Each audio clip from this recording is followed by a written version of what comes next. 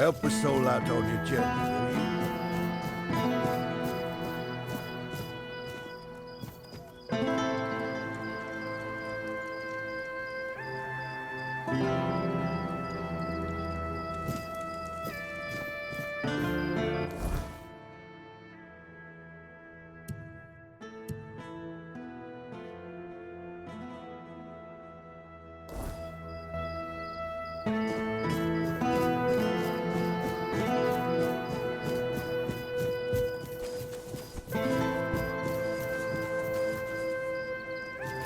Watch yourself.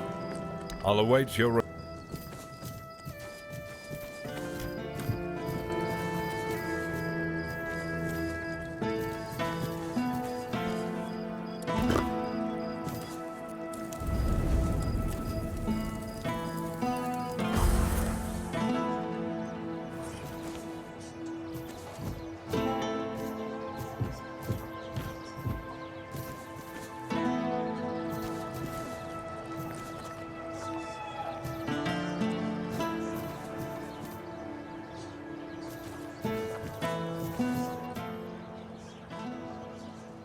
Oh? You managed to extract coherent information from that druid who insists he isn't a druid? Remarkable. In any case, this truly is good news, especially for us. A ritual that works on one menhir should work on all of them. You must bring the tablets to me, not to him. We'll use them in Camelot for many menhirs, ensuring the safety of nearly the whole population of Avalon. If you give them to Maggot, only Cunard would benefit. Do you really want to doom all of Avalon for the sake of one small town? I'll await your return.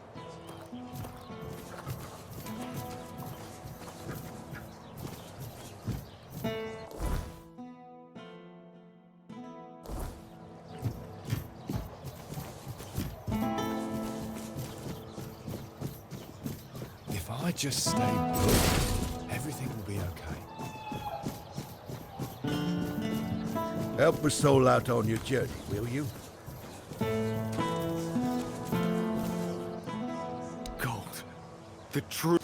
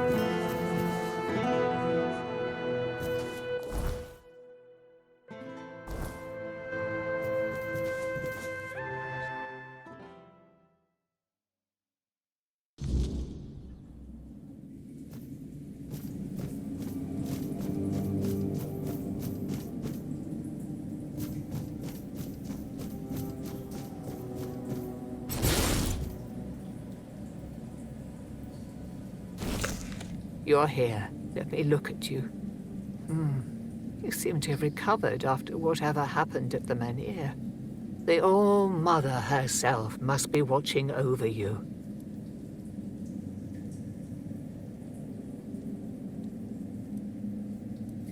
I would gladly explain why you're wrong, but I have neither the time nor the patience to engage in religious disputes.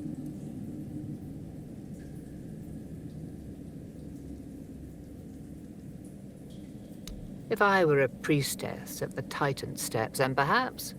But here, take a look around. Cunard doesn't need preaching, it needs herding.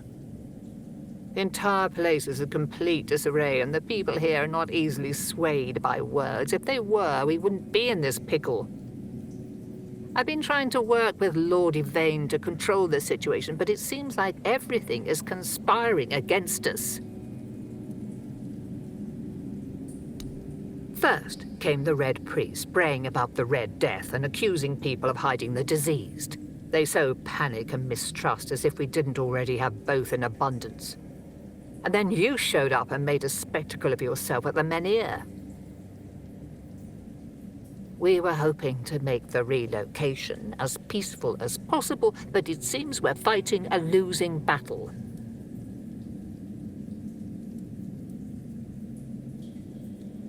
I wouldn't know.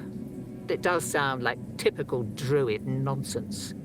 Split the knowledge so nobody has a full picture, and then act surprised when everything falls apart. If anywhere, it'll be at the temple of the All-Mother, or what's left after its fall. When corruption spreads there, my sisters who served became something else. Abandon this quest while you still can. Whatever you seek there isn't worth what this twisted place will do to you.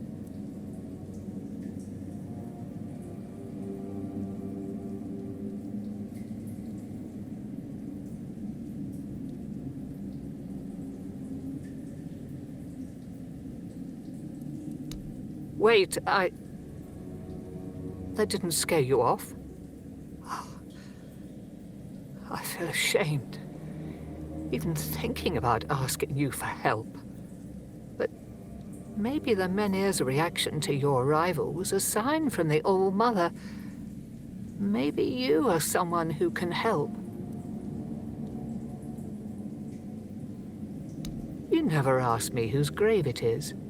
I come here because it's a reminder of how I failed those who counted on me, and I should feel sorrow, guilt, something.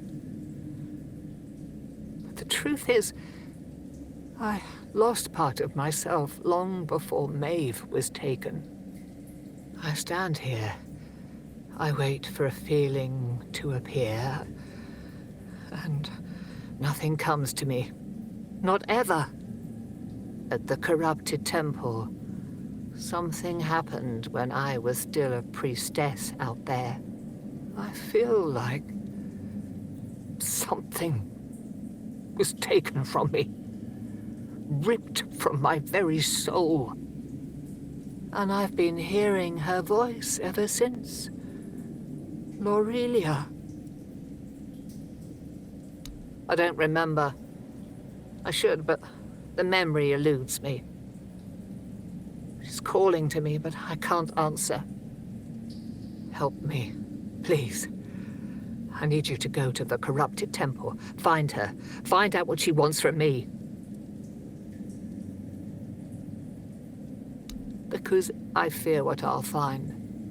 If she's calling for me, it means facing something I'm not ready for. But you might see the truth more clearly than I can. Thank you.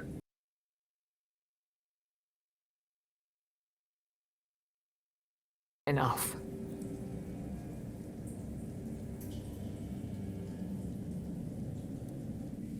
You shouldn't listen to that lunatic. Every time I see him, he's under the influence of goddess only knows what. I suppose he's right, and the menhir really can be reignited. Then what? This land is dying and barely produces any crops. Menhir or not, I can't see a future for Kunart. He would need a miracle to survive. Relocation would be the best outcome for everyone. Here lies Lady Maeve, wife of Lord Yvain Tarion, my dearest friend. The one I couldn't help. You're wondering why I'm here, aren't you? I'm wondering the same. I thought I'd find solace, or perhaps even grief, but all I feel is numbness. The hospital will manage without me for a little while longer. Ailey is more capable than she realizes. There is more than one way to spread the All-Mother's grace. Why shouldn't a priestess take part in leading the people she serves? Lord Yvain is in a precarious situation. He needs all the support he can get, and supporting him in this endeavor only benefits the residents of Kunart. Besides, my apprentice Ailey is very talented and can handle all the matters that require a more hands-on approach perfectly well. May the All-Mother...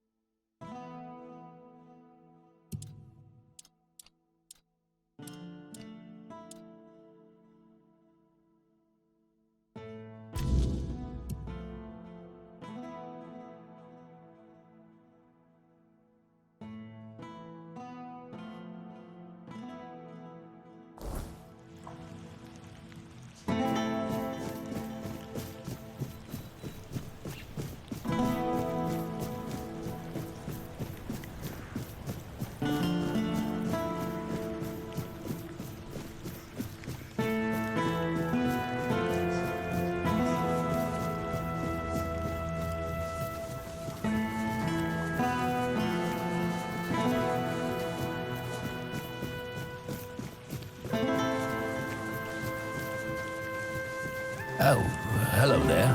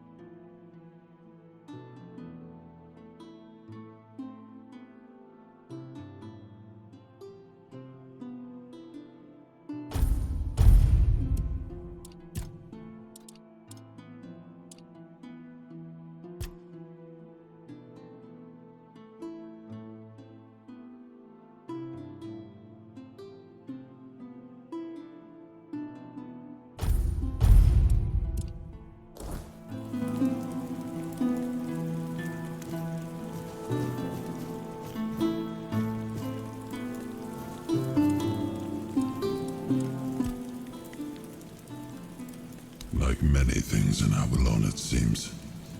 But yes, they used to be quite influential. Sometimes unnervingly so. They had the ears and hearts of the people, and they made them rather bold in voicing their opinions. As you can imagine, we didn't always see eye to eye. that led to some unfortunate confrontations. I couldn't allow people to openly disagree with me, no matter the influence they thought they held among my subjects. The temple's representatives didn't approve of my use of the weirdness during the war, and they made their opposition public. I decided that such opposition deserved punishment.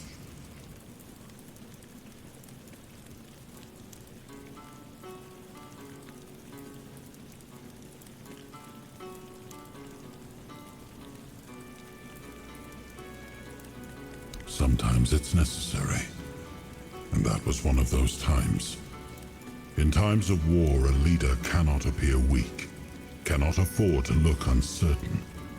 Call it what you like, but war demands obedience, not debate.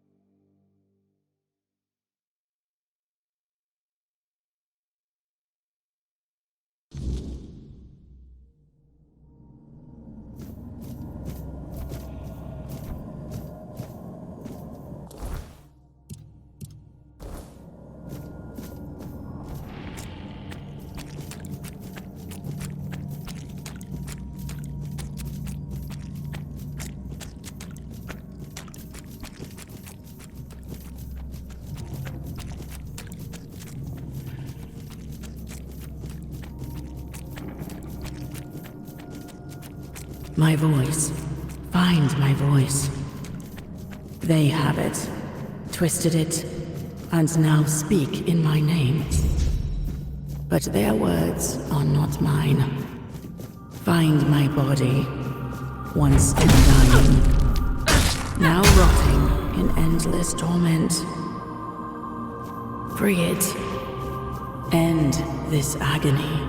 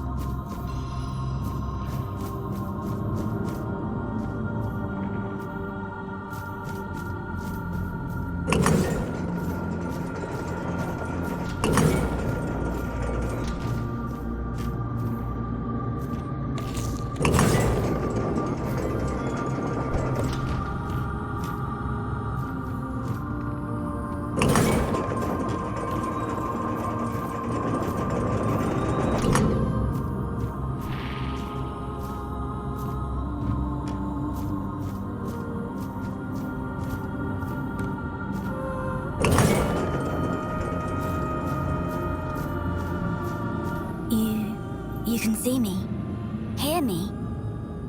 How strange. That's not how it's meant to be. I decide who sees, who hears, yet here you are, unbidden. Why? An offering upon the altar of the All-Mother, sacrificed and brought back before Her Majesty. I gave her my life, expecting nothing in return. And I received her highest grace. But what are you, I wonder? That you've broken the rules of my domain. Perhaps the Mother sent you, or perhaps you've come to tear my purpose apart.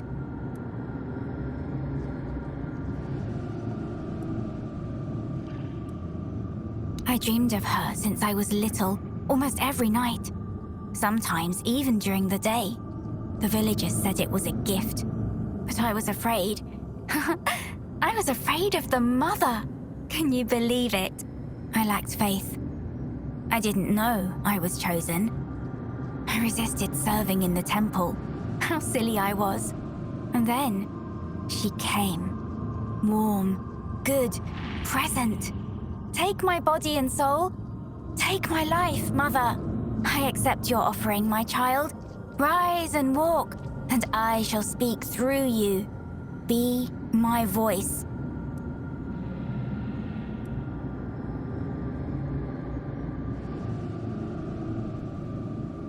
I am Laurelia. Do you know my title? I am the herald of the All-Mother, her voice. And all who heed her voice shall receive grace, while those who defy her shall perish. You will carry out her will fervently, won't you? Her will is to offer you the truth that will guide you in the darkness. Entrust your soul to her, and she will lead you to salvation.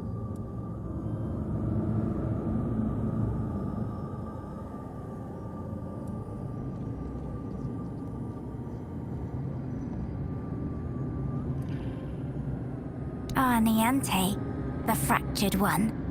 Yes, she feels the void, doesn't she? The emptiness where her compassion once dwelled. What she cast away? A fragment, a spark. Hers, yet no longer hers.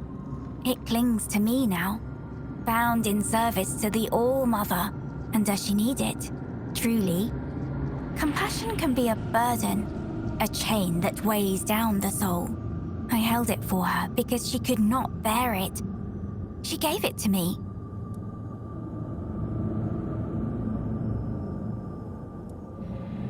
Because the All-Mother does not abandon her children. Niante's compassion is a spark, a light meant to guide her. Without it, she stumbles in darkness. But to reclaim it, she must prove herself. It is not a gift freely given. It must be earned.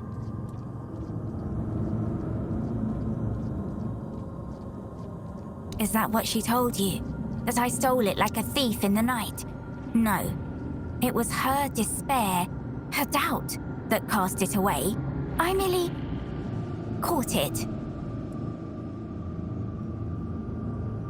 Then she must prove herself worthy. That fragment is steeped in corruption. To return it as it is would destroy her. Take this. It holds what she has lost. Bring it to the All-Mother's altar and cleanse it in her light. Only then will it be safe to return. Go, and tell Niante this. The fire she extinguished still burns, but only she can decide whether to let it consume her or warm her soul.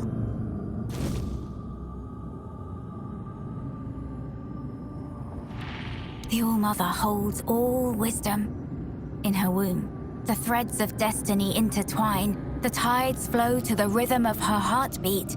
In prayer, you will find greater wisdom than in all the scrolls and books of the world. Oh, I hoped it wouldn't come to this. And yet, it is as I feared.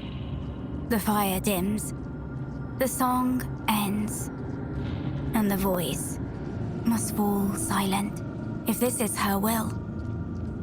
Her voice shall be yours now. Few are touched by her in such a way.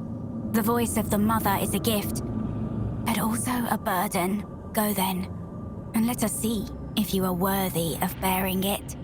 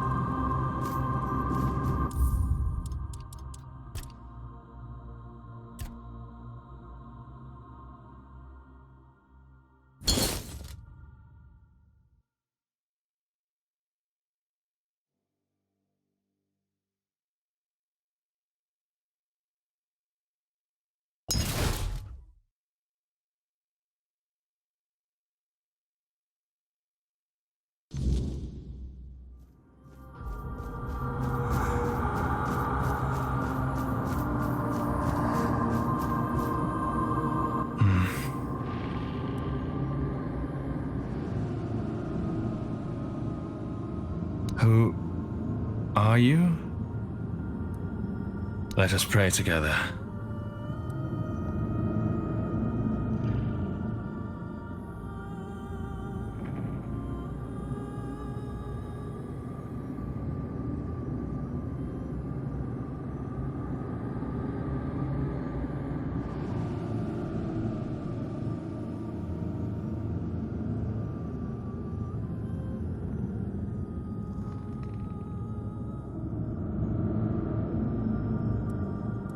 Oh, you have no shell.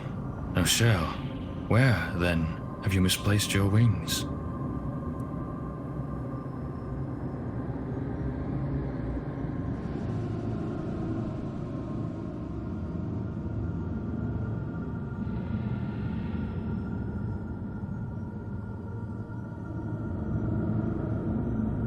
I do not know where you should search, but the priestesses may know. Ask them. I came here only to ask the All-Mother when my shell will fall, when I will be able to see my wings and rise above this land. All-Mother, show us a person or something that will make us feel purpose. All-Mother, make your presence with us even stronger, even more. Lift from our shoulders and backs the burden that is loneliness. All-Mother, I make this plea for myself as well. When the time of decline comes, let me shed my burden, so that I may spread the wings you bestowed upon me. Would you like to add something?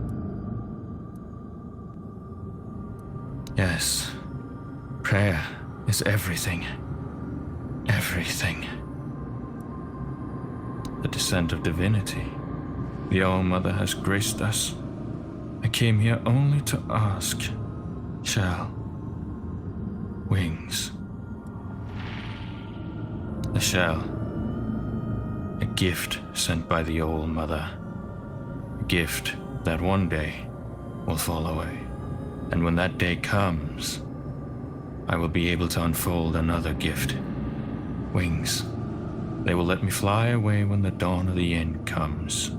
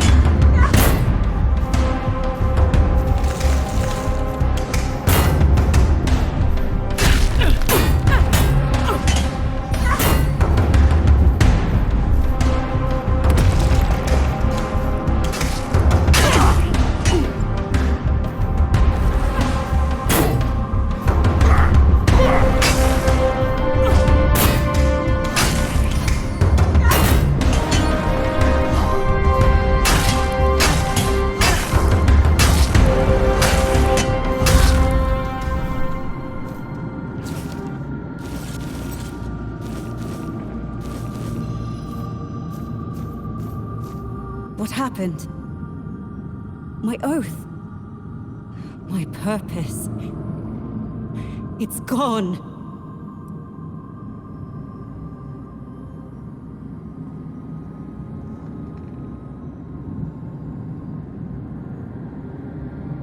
Forgive me. It wasn't by my own will. It was the All-Mother's will that I am carrying out. No! Not anymore! I serve the Round Table. In my heart, I always have. But my body was a prisoner of the All-Mother. Or rather, the one I believed to be the All-Mother. A knight of the Round Table. I proudly bore the name Percival in honor of my predecessors who served King Arthur. Like the first Percival, I set out in search of the Holy Grail. My path led me here, to the very temple where my father once wanted to send me for priestly studies. I never felt a calling then. But this time, I heard something calling me.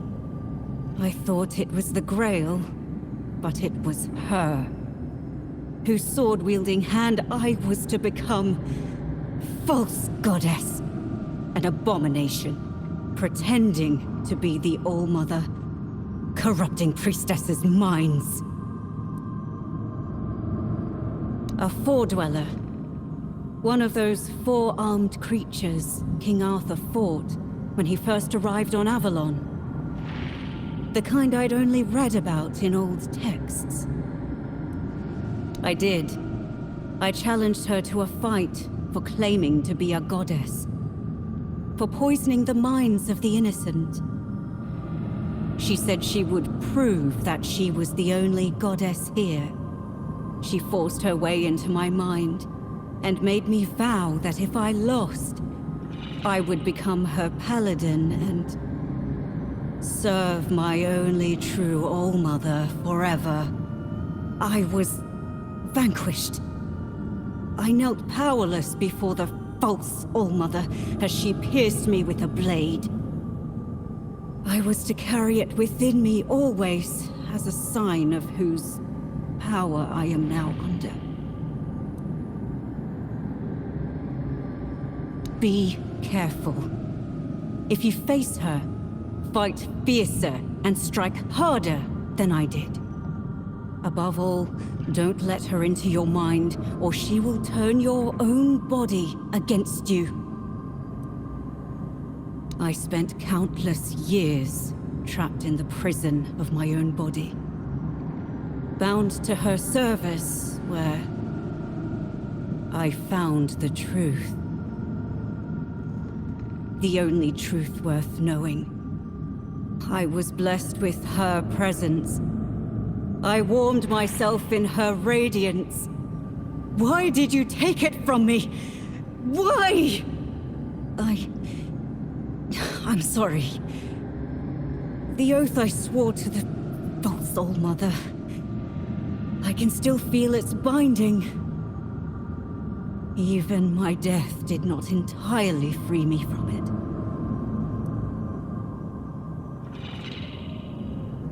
I pray it is so. Otherwise, I am nothing but a damned soul. Bound to this place for eternity. Now, having regained my former self, the torment will be all the greater. Is it punishment for surrendering my mind to a false deity? You could ask the All-Mother to forgive me. Beg her to grant me the honor of being in her presence once more. No. Kill her. Kill the false goddess. Please. I trust in you. Do not let the false All-Mother infect your mind.